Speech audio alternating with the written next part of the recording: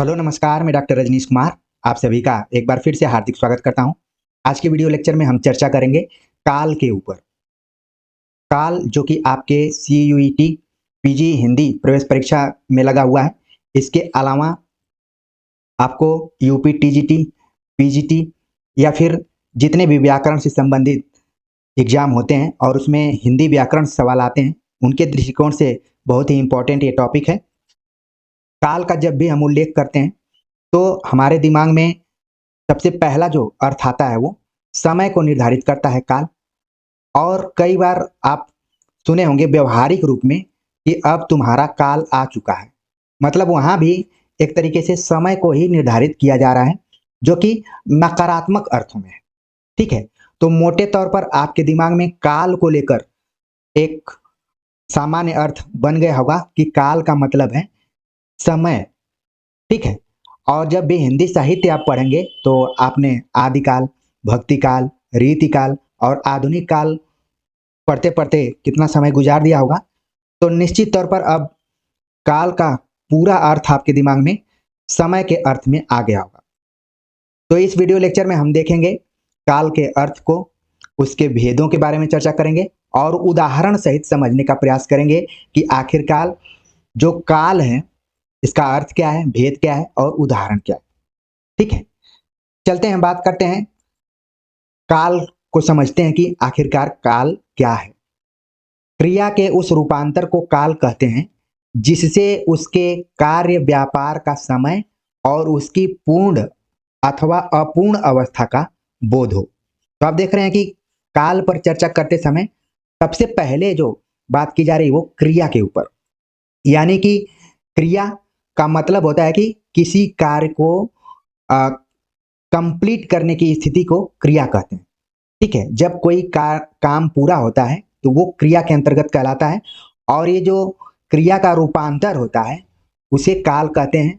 और इसके अलावा दो बातों को और ध्यान में रखना है कि जो कार्य व्यापार है वो उसका समय क्या रहा है और वो पूर्ण हुआ है या फिर अपूर्ण है। इस स्थिति का भी हमें बोध होता है काल के माध्यम से कि कोई काम पूरा हुआ है या फिर अपूर्ण स्थिति में है। ठीक है, तो मोटे तौर पर काल क्रिया से जुड़ा हुआ है और क्रिया के उस रूपांतर को काल कहते हैं जिसके माध्यम से कार्य व्यापार का समय और उसके पूर्ण होने और अपूर्ण होने की अवस्था का हमें पता चलता है। तो काल आपको समझ में आ गया होगा। हालांकि जितना हम हिंदी के काल पर जोर दे रहे हैं उससे पहले आप लोगों ने बचपन के दिनों में टेंस पढ़ा होगा। टेंस मतलब काल, और इसको हमने याद भी किया होगा कि प्रेजेंट टेंस, पास्ट टेंस और फ्यूचर टेंस, इसके भी अलग अलग सेंटेंसेज होते हैं और अलग अलग इसके प्रकार होते हैं। तो उसी तरह से हिंदी में भी काल के कई भेद किए गए। यहाँ पर आप देख रहे हैं कि काल के मुख्य रूप से 3 भेद किए गए। तो इसलिए परीक्षा के दृष्टिकोण से बिल्कुल ध्यान में रखिए कि काल को 3 भागों में बांटा गया है। वर्तमान काल, जिसको कि प्रेजेंट कहा जाता है अंग्रेजी में, भूतकाल जो कि पास्ट है, और भविष्यत काल फ्यूचर। तो वर्तमान, भूत और भविष्य, ये 3 भेद किए गए हैं काल के। अब हम इन पर क्रमशः बात करेंगे कि वर्तमान काल क्या है। अगर हम बात करें वर्तमान काल, तो क्रियाओं के व्यापार की निरंतरता को वर्तमान काल कहते हैं। आप देख रहे हैं कि काल का और क्रिया का दोनों का बड़ा ही गहरा संबंध है, और क्रिया के पूर्ण अपूर्ण होने की स्थिति को ही काल कहते हैं। अब वर्तमान काल में बताया जा रहा है कि क्रिया के व्यापार की निरंतरता, कंटिन्यूटी को वर्तमान काल कहते हैं। इसमें क्रिया का आरंभ हो चुका होता है। उदाहरण के लिए वह खाता है, यहां खाने का कार्य व्यापार चल रहा है, समाप्त नहीं हुआ है। यानी कि इसमें क्या है, कंटिन्यूटी, लगातार सतत रूप से वो क्रिया व्यापार हो रहा है। वह खाता है, वह पढ़ता है, वह लिखता है, वह पढ़ाता है, वह जाता है। ये जितने भी वाक्य हमने प्रयोग किए हैं सब वर्तमान काल से हैं, और इसमें क्या हो रहा है कि क्रियाओं के व्यापार की निरंतरता है, लगातार इसमें काम क्या हो रहे हैं, चल रहे हैं, समाप्त नहीं हुआ। इसीलिए इसको क्या कहा गया, वर्तमान काल। और आपके दिमाग में तुरंत एक चीज और आ रही होगी कि मिस्र बंधुओं ने आधुनिक काल को वर्तमान काल कहा था। यानी कि जब वे सब लिख रहे थे वे लोग, तो उस समय उनके दिमाग में आया कि आधुनिक काल मतलब ये वर्तमान काल है, इसमें क्या हो रहा है, हिंदी साहित्य इतिहास लेखन या फिर हिंदी साहित्य में जो लेखन है उसका कार्य व्यापार चल रहा है, लेखन चल रहा है, तो इसलिए इसको वर्तमान काल कहा जाए। बाद में इसका नाम चेंज हुआ। तो मोटे तौर पर आपके दिमाग में ये बात बैठ गई होगी कि आखिरकार वर्तमान काल का मतलब है कि ऐसा काल जिसमें कार्य व्यापार निरंतर रूप से चलता रहता है, उसकी कोई समाप्ति नहीं होती है। उदाहरण के लिए मैंने कई वाक्यों का प्रयोग किया। अब हम देखते हैं कि वर्तमान काल के भी कई भेद हैं। मुख्य रूप से 5 भेदों पर हम चर्चा करते हैं। तो ध्यान में रखिए, परीक्षा के दृष्टिकोण से अगर पूछ लिया जाए कि वर्तमान काल को कुल कितने भेद किए गए हैं या फिर वर्तमान काल के कुल कितने प्रकार हैं, कितने भागों में बटा हुआ है, तो आपका आंसर होगा 5। अब वो 5 कौन है, इनको भी ध्यान में रखना है। सामान्य वर्तमान, तात्कालिक वर्तमान, पूर्ण वर्तमान, संदिग्ध वर्तमान और संभाव्य वर्तमान। यानी ये जो 5 भेद किए गए हैं वो भी सामान्य आपको यहाँ पर नहीं दिख रहे हैं, सबके नाम क्या है, अलग अलग है, जिसको कि हमें ध्यान में रखना है। पहला यहाँ पर देख रहे हैं आप कि सामान्य वर्तमान, यानी कि देखने से ही लग रहा है कि ऐसा वर्तमान जिसमें कि क्रिया है, करता है और नॉर्मली इसमें क्या है, कंटिन्यूटी है। तात्कालिक वर्तमान जो कि एकदम से करंट में चल रहा हो, ठीक है। पूर्ण वर्तमान ऐसा वर्तमान जो कि कंप्लीट हो चुका है। संदिग्ध वर्तमान ऐसा वर्तमान जिसपे क्लियरिटी नहीं आ रही है कि ये कंप्लीट हुआ है कि इनकम्प्लीट है, पूर्ण है कि अपूर्ण है। संभाव्य वर्तमान यानी जिसमें कि संभावना व्यक्त की जा रही है। तो इन 5 भेदों को आप ध्यान में रखिए। कई बार परीक्षाओं में विकल्प के तौर पर ये ऑप्शन आ जाते हैं और एक वाक्य दिया रहता है, आपको बताना रहता है। जैसे मान लीजिए परीक्षा में आ गया, वह खाता है, कैसा ये काल है, सामान्य है, तात्कालिक है, पूर्ण है, संदिग्ध है, संभाव्य है। तो इस तरीके से 4 ऑप्शन आ जाएंगे, तो आपका आंसर होगा कि ये सामान्य वर्तमान है, वह खाता है। आगे और हम समझेंगे तो चीजें क्लियर होंगी।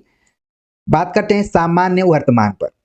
सामान्य वर्तमान क्या है, क्रिया का वह रूप जिससे क्रिया का वर्तमान काल में होना पाया जाए, सामान्य वर्तमान कहलाता है। जैसे वह आता है, वह देखता है, वह पढ़ता है, वह लिखता है, ठीक है, वह खेलता है, वह सोता है। तो ये सब किस में आ गया, सामान्य वर्तमान में, ठीक है। तो सामान्य वर्तमान में बस ध्यान में रखना है कि क्रिया का वह रूप जिससे क्रिया का वर्तमान काल में होना पाया जाए, सामान्य वर्तमान कहलाता है। और इसके जो वाक्य होते हैं, जो सेंटेंसेज होते हैं, ये भी सामान्य तरीके से ही होते हैं, जैसा कि आपने उदाहरण में देखा। आगे बात करते हैं दूसरे प्रकार के ऊपर, जो है तात्कालिक वर्तमान। यानी कि एकदम जैसे आप ट्रेन का टिकट बुक करते हैं तो उसमें आप बोलते हैं तत्काल, यानी कि तुरंत का तुरंत, तुरंत टिकट बुक करते हैं तो उसको क्या बोलते हैं, तत्काल टिकट हमने बुक किया। मतलब कि वर्तमान में ही आपने सामान्य से जल्दी कोई काम करने की कोशिश की है। आमतौर पर आप जब आराम से टिकट बुक करते हैं तो टाइम लेकर करते हैं, लेकिन तत्काल में भी होता है, तो उसको यहाँ पर उसी से ये शब्द लिया गया, तात्कालिक वर्तमान, ठीक है। इसमें प्रत्यय लग गया तो इसका जो अर्थ है थोड़ा सा चेंज हो रहा है। तात्कालिक वर्तमान क्या है, इससे यह पता चलता है कि क्रिया वर्तमान काल में हो रही है, ठीक है। यहाँ पर देख रहे हैं आप, क्रिया क्या है, वर्तमान काल में हो रही है। जैसे उदाहरण दिया जा रहा है, मैं पढ़ रहा हूं, वह जा रहा है। आप ये भी कह सकते हैं कि मैं तैयारी कर रहा हूं। आप प्रतियोगी परीक्षाओं की तैयारी कर रहे हैं तो इसका मतलब है कि आप तात्कालिक वर्तमान काल में जी रहे हैं।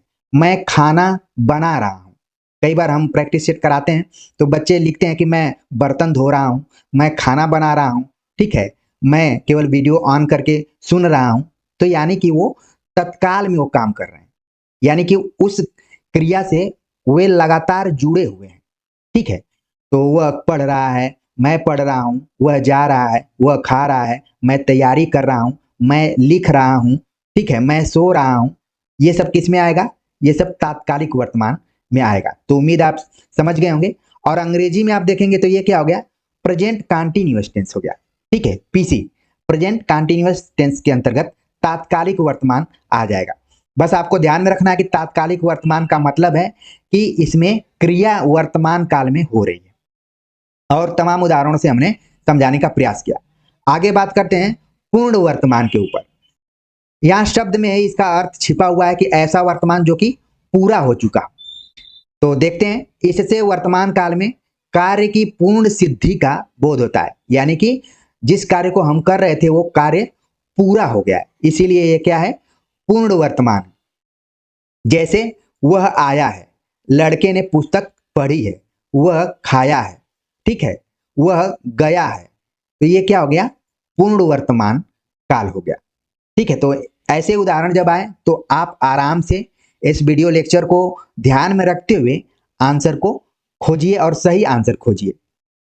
आगे बात करते हैं, अगला जो है यहां पर कि संदिग्ध वर्तमान, ऐसा वर्तमान जो कि संदिग्ध स्थिति में है, पता नहीं चल रहा है कि ये पूर्ण है या अपूर्ण है, तभी तो संदिग्ध होगा। ठीक है, इसको हमें क्लियर करना पड़ेगा कि ये वर्तमान जो संदिग्ध वर्तमान है वो पूर्ण स्थिति में है या फिर अपूर्ण है। देख लेते हैं, जिससे क्रिया के होने में संदेह प्रकट हो पर उसकी वर्तमानता में संदेह न हो, जैसे राम खाता होगा, वह पढ़ता होगा। इस तरीके के सेंटेंस का प्रयोग आप तब करते हैं जब आप किसी व्यक्ति से लगाव रखते हैं। मान लीजिए आपके घर का कोई व्यक्ति है, वो आपसे दूर चला गया है, ठीक है, तो आप अनुमान लगाते हैं कि अब वो व्यक्ति वहां पर खाता होगा, पढ़ता होगा, सोता होगा, ठीक है, या फिर लिखता होगा। आप उसके दिनचर्या के हिसाब से अनुमान लगाएंगे, क्या करेंगे, संदेह प्रकट करेंगे। यह सही भी हो सकता है, गलत भी हो सकता है, ठीक है ना। तो यहां पर जैसे उदाहरण दिया गया है, राम खाता होगा, अब ये क्लियर नहीं है। जैसे मान लीजिए राम आपके पास था तो रोज 8 बजे खाता था, ठीक है। अब जैसे ही घड़ी की तरफ आपका आपकी निगाह जाएगी तो आपके दिमाग में तुरंत आएगा कि राम हमारे पास जब रहता था तो खा लेता था, अब वहां खाता होगा, पढ़ता होगा, कैसे रहता होगा। तो ये क्या है, वर्तमान में ही है लेकिन संदिग्ध स्थिति में इस पर क्या हो रहा है, संदेह प्रकट हो रहा है। ठीक है, आगे देखते हैं, अगला जो वर्तमान काल है उसका नाम है संभाव्य वर्तमान, यानी कि ऐसा वर्तमान काल, इससे वर्तमान काल में काम के पूरा होने की संभावना रहती है। ठीक है, संभाव्य वर्तमान में काम के यानी कि कार्य के पूर्ण होने की संभावना रहती है। जैसे वह आया हो, वह लौटा हो, हम संभावना व्यक्त करते हैं। मान लीजिए कोई व्यक्ति घर से कहीं गया हुआ है तो आप अनुमान लगाते हैं कि 6 बज गए हैं, हो सकता है कि वो आया हो। मान लीजिए कोई व्यक्ति 4 बजे ऑफिस से वापस आता है तो आप अनुमान लगाएंगे कि फला व्यक्ति घर हो सकता है कि आया हो या फिर कहीं गया हो तो वहां से लौटा हो। आप अनुमान लगाते हैं, संभावना व्यक्त करते हैं। तो जब परीक्षाओं में आप जाएं, इस तरीके के वाक्य आपके सामने दिखें और उसमें पूछा जाए कि कौन सा वर्तमान है, तो उम्मीद है कि आप इस ट्रिक्स के माध्यम से उसको पकड़ने की कोशिश करेंगे कि संभाव्य वर्तमान क्या है, संदिग्ध वर्तमान क्या है, पूर्ण वर्तमान क्या है, तात्कालिक वर्तमान क्या है या फिर सामान्य वर्तमान क्या है। ठीक है, तो ये तो हमने वर्तमान काल पर बातचीत कर लिया। अब बात करते हैं भूतकाल के ऊपर। भूतकाल बड़ा ही यूनिक काल है अगर देखा जाए काल के दृष्टिकोण से। इसको अंग्रेजी में बोलते हैं पास्ट काल, ठीक है, पास्ट टेंस। तो भूतकाल जिसका संबंध ज्यादातर लोग इतिहास से लगाते हैं। कई बार आप कक्षाओं में बैठे रहते हैं, अगर आपसे कोई अध्यापक पूछे कि इतिहास किसे कहते हैं तो बच्चे तुरंत बताते हैं कि ऐसी घटना जो भूतकाल में हो चुकी हो वो क्या कहलाती है, इतिहास कहलाती है। सामान्य परिभाषा दे दी जाती है। आज हम देखेंगे कि भूतकाल आखिरकार कहते किसे हैं। भूतकाल यानी कि जिस क्रिया से कार्य की समाप्ति का बोध हो। तो आप देख रहे हैं कि भूतकाल में कार्य की समाप्ति का बोध हो रहा है, जबकि वर्तमान काल में क्या हो रहा था, निरंतरता का वहां पर बोध हो रहा था। ठीक है, और यहां पर कार्य की समाप्ति का बोध हो रहा है, उसे भूतकाल कहते हैं। जैसे लड़का आया था, वह खा चुका था, मैंने गाया, ये जितने भी काम हुए यहां पर क्या है, सब समाप्त हो चुके हैं। ठीक है, तो इस तरीके से जैसे मान लीजिए एक उदाहरण दूं, आप मान लीजिए क्रिकेट में ध्यान रखते हो, क्रिकेट खेल को पसंद करते हो, तो आपसे कोई पूछे कि तेंदुलकर मान लीजिए अभी तो नहीं खेलते हैं, मान लीजिए कोई नया खिलाड़ी, वो 10 रन बनाकर आउट हो चुका है, ठीक है? तो क्रिकेट तो वर्तमान में चल रहा है, लेकिन आप किसी से पूछें कि कोहली ने कितना रन बनाया था, तो आप बोलेंगे कि 10 रन बनाया था। तो क्या हो चुका है, कोहली का जो पार्ट था, जो समय था, वो खत्म हो गया, यानी कि कार्य की समाप्ति हो गई है। लड़का आया था, वह खा चुका था, मैंने गाया, ठीक है, वह गया, इस टाइप से जो वाक्य आपको मिलेंगे तो वो भूतकाल कहलाएंगे। वर्तमान काल की तरह ही भूतकाल भी कई भागों में बटा हुआ है, इसके भी कई भेद हैं। उन भेदों पर हम चर्चा करते हैं, बहुत ध्यान रखने वाली बात है। भूतकाल के कुल 6 भेद किए गए। आपने देखा कि वर्तमान काल के 5 भेद किए गए हैं, जबकि भूतकाल के हो गए 6 भेद। तो आपको बिल्कुल इन 6 भेदों को पहले ध्यान में रखना है। वर्तमान काल का तो आप आराम से याद कर लेंगे, लेकिन भूतकाल का जो भेद है थोड़ा सा आपको ध्यान में रखना है। यहाँ पर पहला सामान्य भूत, आसन्न भूत, पूर्ण भूत, अपूर्ण भूत, संदिग्ध भूत, हेतु हेद मदभूत, ठीक है? तो ये थोड़ा सा जो छठा यहाँ पर आप देख रहे हैं पॉइंट्स, ये आपके लिए नया हो सकता है। बाकी आप यहाँ पर देख रहे हैं कि सामान्य भूत ऐसा भूत जो कि जिसमें सामान्य वाक्य हो। आसन्न भूत को हम देखेंगे आगे। पूर्ण भूत यानी कि जो बीत चुका है, कंप्लीट हो चुका है। अपूर्ण जो कि कंप्लीट नहीं हुआ है, ठीक है? आपने इसके पहले देखा कि भूतकाल में कार्य की समाप्ति हो जाती है, लेकिन यहाँ पर आप देख रहे हैं कि उसके भी भेद किए गए हैं। पूर्ण भूत, अपूर्ण भूत, संदिग्ध भूत। आप वर्तमान में भी देखें कि संदिग्ध वर्तमान, यहाँ पर भी संदिग्ध भूत है, और हेतु हेतुमत भूत, ठीक है? तो इस पर हम देखेंगे कि इसका क्या सामान्य अर्थ है। तो सबसे पहले बात करते हैं सामान्य भूत के ऊपर। ये सामान्य भूत क्या है? जिससे भूतकाल की क्रिया के विशेष समय का ज्ञान न हो, यानी कि ऐसा भूतकाल जिसमें क्रिया के समाप्ति का जो विशेष समय होता है उसका भी ज्ञान न हो कि वो काम कब खत्म हुआ। जैसे मोहन आया, अब मोहन कब आया? 2 बजे आया, 4 बजे आया, 6 बजे आया, पता नहीं चल रहा है, ठीक है? वो आकर कब से बैठा हुआ है, मोहन आया। सीता गई, मतलब सीता कब गई ये मालूम नहीं है, ठीक है? तो यहाँ पर क्या है कि क्रिया के विशेष समय का हमें ज्ञान नहीं प्राप्त हो पा रहा है। तो इस टाइप के जो भूत कहलाते हैं वो सामान्य भूत वाक्य के अंतर्गत आते हैं। आगे हम बात करें तो आसन्न भूत क्या है? आसन्न भूत, इससे क्रिया की समाप्ति निकट भूत में या तत्काल ही सूचित होती है। जैसे आपने देखा वर्तमान काल का अध्ययन करते समय कि तात्कालिक वर्तमान काल था, उसी टाइप से यहाँ पर आप देख रहे हैं कि तात्कालिक भूतकाल भी है, यानी कि ऐसा भूत, ऐसा समय जो कि अभी कुछ क्षण पहले ही समाप्त हुआ है, ठीक है? तो उसको कहते हैं आसन्न। आप आसन्न को तत्काल से जोड़कर अपने दिमाग में रख सकते हैं कि ऐसा भूतकाल जो कि अभी अभी खत्म हुआ है, अभी अभी समाप्त हुआ है। जैसे वह आम खाया है, मान लीजिए कोई आपके घर आया हुआ है, उसको आपने खाने के लिए कुछ दिया, ठीक है? और वो जस्ट उसको खाकर अभी बैठा है, तब तक घर का गार्जियन आ गया, बोला कि अरे कुछ पानी वानी पिया कि नहीं, कुछ खाया पिया कि नहीं। आप आमतौर पर पूछते हैं, आप लोग इसका अनुभव किए होंगे। तो यहाँ पर क्या हो गया, कोई बताया कि हाँ वह आम खाया है। या फिर आजकल तो मोबाइल का दौर है, तुरंत हम अपडेट देते रहते हैं कि मैं यहाँ हूँ वहाँ हूँ। जैसे मान लीजिए किसी को आपके घर आना है और आप इंतजार कर रहे हैं, बैठे हुए हैं, लेकिन आप अपने को रोक नहीं पा रहे हैं और तुरंत मोबाइल फोन लगा दिए, तो वहां से रिप्लाई आ रहा है कि मैं चला हूं। यानी कि ये भी क्या हो रहा है, जैसे ही फोन आपने लगाया वो भी घर से निकला है, ठीक है? अब घर नहीं है वो, नहीं तो बोलता कि मैं अभी हूं यहीं। वो क्या है, वो भी निकल गया है, यानी कि ये आसन्न भूत के संदर्भ में प्रयुक्त हो रहा है। देखने से तो ऐसे लग रहा है कि वर्तमान काल में है, लेकिन अंतर यहीं पर आपको देखना है कि क्रिया की समाप्ति निकट है, ठीक है? अभी जल्दी समाप्त हुई है, बहुत देर नहीं लगी है। जैसा कि सामान्य भूत में है कि वह चला गया है, वह सीता गई, राम गया, इस टाइप से। अगला हम देखते हैं जो भूत है पूर्ण भूत, यानी कि क्रिया के उस रूप को पूर्ण भूत कहते हैं जिससे क्रिया की समाप्ति के समय का स्पष्ट बोध होता है कि क्रिया को समाप्त हुए काफी समय बीता है। यानी कि पूर्ण भूत में पूरा क्लियर रहता है समय का, हमें पूरा ज्ञान रहता है कि ये कब समाप्त हुआ है, कब ये क्रिया खत्म हुई है, काफी समय बीता रहता है।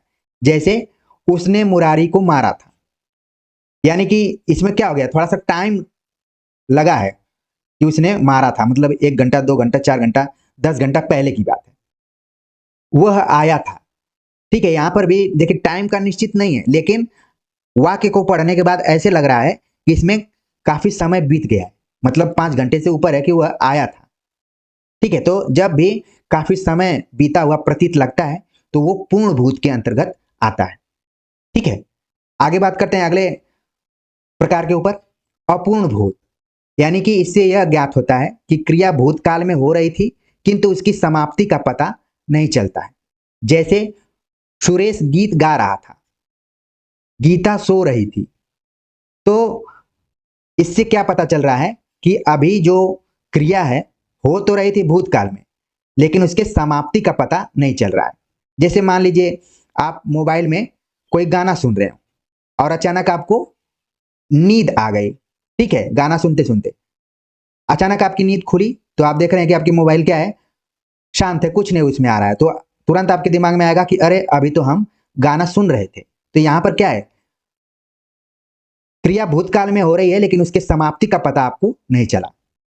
गीता सो रही थी, पता चला कि किसी कमरे में गीता सो रही थी, आप अचानक जाकर देखे तो वहां पर गीता है ही नहीं, उठकर कहीं चली गई है। तो अचानक आपके मुंह से निकलता है कि अभी तो वो इस कमरे में थी। यानी कि ये बात हो गई भूतकाल में, लेकिन उसकी समाप्ति का पता नहीं चल रहा है। उम्मीद है कि आपको समझ में आ रहा होगा। आगे बात करते हैं संदिग्ध भूत के ऊपर। इसमें यह संदेह बना रहता है कि भूतकाल में कार्य पूरा हुआ था या नहीं। जैसे वर्तमान में आपने देखा, उसमें भी पता नहीं चल रहा है कि वर्तमान काल में जैसे कि राम खाया होगा, ठीक है, या फिर वह खाता होगा, वह जाता होगा, वह गाता होगा, ये हम क्या कर रहे हैं, अनुमान लगा रहे हैं संदिग्धा अवस्था में। उसी तरीके से भूतकाल में भी संदेह बना रहता है, कार्य पूरा हुआ या नहीं इसका पता नहीं चलता है। जैसे उदाहरण दिया गया है, तुमने गाया होगा या फिर वह गाया होगा। मान लीजिए आपका कोई दोस्त है, आप जानते हैं कि वो बहुत अच्छा गाना गाता है, ठीक है, और उसके कॉलेज का आज पहला दिन है और उसको गाने का मौका मिला, तो आप तुरंत बोलेंगे कि तुमने तो गाना गाया होगा। ठीक है, तो आपको संदेह बना है क्योंकि वापस आया है आपका दोस्त, कॉलेज से घर आया है, तो आप उससे पूछ रहे हैं। फिर आप पूछ रहे हैं कि दूसरे व्यक्ति को भी जानते हैं कि वो भी अच्छा गाना गाता है, तो आप पूछेंगे कि वो अभी गाया होगा। आप अनुमान लगा रहे हैं, जबकि ये दोनों क्रियाएं क्या हैं, पास्ट में कन्वर्ट हो चुकी हैं, बीत चुकी हैं, लेकिन संदेह बन रहा है। ठीक है, इसका आंसर कुछ भी हो सकता है, लेकिन वाक्य को आप देख रहे हैं तो ये संदिग्ध भूत की स्थिति में आपको बता रहा है। ठीक है, आगे बात करते हैं। अगला जो प्रकार है हेतु हेतुमत भूत। इससे यह पता चलता है कि क्रिया भूतकाल में होने वाली थी पर किसी कारण न हो सकी। ठीक है, जैसे मैं आता, बस इतना ही लिखा हुआ है। जैसे कई बार आपके जीवन में व्यवहारिक रूप से ये चीज घटी होगी कि किसी को कहीं जाना रहता है, जाना था, लेकिन वो किसी कारण नहीं जा पाया, तो लोग बताते हैं कि मुझे बुखार आ गया, नहीं तो मैं आता, मुझे आवश्यक काम आ गया, नहीं तो मैं आता। ठीक है, तो यहां पर देखिए बताया जा रहा है कि इससे पता चलता है कि क्रिया भूतकाल में होने वाली थी लेकिन किसी कारण न हो पाई, तो उसे कहते हैं हेतु हेतु मद भूत। ठीक है, थोड़ा सा ये नया ढंग का है, बस आपको ध्यान में रखना है कि ये भूतकाल का एक भेद है और इसमें क्रिया भूतकाल में होने वाली थी लेकिन किसी कारणवश नहीं हो पाई। जैसे कई बार आप सुनते होंगे कि ये मैच होने वाला था लेकिन रद्द हो गया बारिश के कारण, कोई ना कोई वहां पर कारण आ जाता है। अब यहां पर क्या है, तू जाता, यानी कि किसी को कहीं जाना था लेकिन वो किसी कारणवश नहीं जा पाया, नहीं तो वो तू जाता। वह खाता, ठीक है, अगर यहीं पे वह खाता है लग जाता तो ये वर्तमान काल हो जाती, लेकिन वह खाता शब्द यहाँ पर है तो ये क्या हो गया, हेतु हेतु भूत के अंतर्गत आ रहा है। तो उम्मीद है कि इसको आप बहुत ही चौकन्ने दृष्टिकोण से देखेंगे कि आखिरकार इस तरीके का अगर वाक्य आपको परीक्षाओं में पूछा जाता है और उसमें भूतकाल के 4 विकल्प दे दिए जाते हैं तो आप तुरंत पकड़ लेंगे कि ये हेतु हेतुमत भूत के अंतर्गत आ रहा है। ठीक है, जैसे कि मैं आता, तू जाता, वह खाता, वह पढ़ता। जैसे मान लीजिए आपका कोई दोस्त है जो कि आर्थिक रूप से कमजोर है, तो आप उसको देखते हैं, तुरंत आपके मन में आता है कि अगर इसके पास पैसा होता तो ये क्या करता, पढ़ता। ठीक है, यानी कि उसकी पढ़ाई क्या है, छूट चुकी है, वो भूतकाल में हो चुकी है, जो कि किसी न किसी कारण से जुड़ी हुई है। तो हेतु हेतुमत भूत को बस इसी दृष्टिकोण से आपको ध्यान रखना है कि जो चीज क्रिया भूतकाल में होने वाली थी वो किसी कारण से नहीं हो पाई। तो ये तो हो गया पूरा भूतकाल।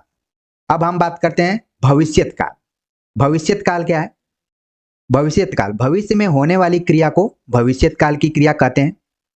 जैसे वह कल घर जाएगा, तो ये तो सामान्य रूप से आप देख लिए। इसके भेदों पर हम बात करते हैं। और सामान्य रूप से आपने पढ़ा होगा कि क्रिया के अंत में गा, गे, गी ये सब आए तो ये भूतकाल भविष्यत काल का एक लक्षण है। भविष्यत काल के भी 3 भेद हैं, सामान्य भविष्य, संभाव्य भविष्य और हेतुमद भविष्य। ठीक है, तो आप देखें कि ये जो तीसरे नंबर का यहाँ पर भेद दिया गया है, ये भूतकाल में भी था और भविष्यत काल में भी दिख रहा है। सामान्य भविष्य सामान्य रूप से आप समझ गए होंगे। संभाव्य, अब आप तीनों कालों को देख लिए तो संभाव्य मतलब जिसमें क्रिया पूर्ण हुई है कि अपूर्ण है, क्लियरिटी नहीं है, कुछ संभावना व्यक्त की जा रही है, तो वहां पर संभाव्य भविष्य है। और हेतुमद है जो कि फ्यूचर में होने वाला था लेकिन किसी कारण से नहीं हो पाया होगा। तो हम देख लेते हैं इनके उदाहरणों को। देखिए यहाँ पर लिखा गया है सामान्य भविष्य। इससे यह प्रकट होता है कि क्रिया सामान्यतः भविष्य में होगी। जैसे मैं पढ़ूंगा, वह जाएगा, वह लिखेगा, वह तैयारी करेगा, वह परीक्षा में बैठेगा। ठीक है, तो ये क्या हो गया, भविष्य। इसीलिए लोग कहते भी हैं कि आपका भविष्य उज्जवलमय हो या फिर मंगलमय हो। यहां पर दूसरा भेद है संभाव्य भविष्य, जिससे भविष्य में किसी कार्य की होने की संभावना हो। जैसे संभव है रमेश कल आएगा। कई परीक्षार्थी कमेंट करके पूछते रहते हैं कि एग्जाम कब होगा, तो यही कहा जा सकता है कि संभव है कि अक्टूबर में होगा, नवंबर में होगा। तो ये क्या हो रहा है, संभाव्य भविष्य के अंतर्गत आता है। ठीक है, आगे बात करते हैं अगले भेद के ऊपर, हेतुमद भविष्य। इसमें एक क्रिया का होना दूसरी क्रिया के होने पर निर्भर करता है। यानी कि इसमें 2 क्रियाओं की चर्चा की जा रही है। एक क्रिया है जो कि दूसरी क्रिया के ऊपर निर्भर है। ठीक है, जैसे वह आए तो मैं जाऊं, वह कमाए तो खाऊं। तो आप देख रहे हैं कि 2 क्रियाएं, आए और जाऊं, कमाए और खाए। तो हेतुमद भविष्य में 2 क्रियाएं हैं जो कि एक दूसरे पर निर्भर है। एक क्रिया का होना दूसरी क्रिया के होने पर निर्भर करता है। और आपने उदाहरण के माध्यम से यहाँ पर देख लिया कि वह आए तो मैं जाऊं, वह कमाए तो खाए। ठीक है, वह पढ़ाए तो मैं पढ़ूं। ठीक है, वह याद कराए तो मैं याद करूं। इस टाइप से जो उदाहरण आप देखें वहां पर तुरंत आपके दिमाग में आए कि हेतुमद भविष्य है। ये सब ऐसा है कि आप लगातार जो व्याकरण के पोर्शन होते हैं उसको लगातार प्रैक्टिस के थ्रू देखते रहेंगे, तभी आपको ज़्यादा समझ में आएगी। इसको रटने की बहुत ज़्यादा जरूरत नहीं पड़ती है। तो उम्मीद है कि आज के वीडियो लेक्चर में हमने काल पर विचार किया और प्रमुख रूप से 3 काल हैं, वर्तमान, भूत और भविष्य, और उनके भेदों पर विचार किया और उदाहरणों के माध्यम से भी समझने की कोशिश की। उम्मीद है कि यह लेक्चर आप सभी को समझ में आ गया होगा। कमेंट्स कर जरूर बताइए। मिलते हैं एक नए टॉपिक के साथ, तब तक के लिए नमस्कार।